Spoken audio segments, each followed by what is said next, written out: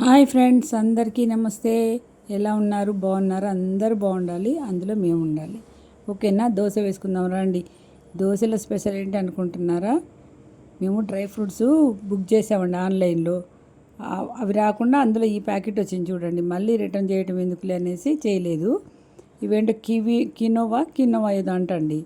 ఇవేం చేయాలో అర్థం కాక నేను వీటిని 2 గ్లాసులు అవన్నీ 1 గ్లాసు మినపగుండ్లు నానబెట్టేసి దోశ వేసుకుంటున్నాను అనమాట. చూద్దాం ఫస్ట్ టైం ఎలా ఉంటుందో నేను ఇవి వేయటము. టేస్ట్గా ఉంటుందా లేదా, కొంచెం వాసన అయితే ఒక ఎగుటు వాసనగా ఉందండి. చూడాలి, వేసి దోశ వేసి చూస్తే అది ఎలా ఉంది తెలుస్తుంది. మీరు కూడా ఎప్పుడైనా ఇలా ట్రై చేశారా అండి? దోశ అయితే బాగానే వచ్చిందండి. తిరగేస్తే కూడా కలర్ అది బాగానే ఉంది. నేనైతే తినలే, శనివారం నేను టిఫిన్ తినకుండా గుడికి వెళ్తాను. ఇప్పుడు గుడికి వెళ్ళాలి. మా వారు తిన్నారు. ఎలా ఉందంటే బాగానే ఉంది, సప్పగా ఉంది కొంచెం అని చెప్పారు. బాగుంది, మంచిగా ఉందని చెప్పారండి.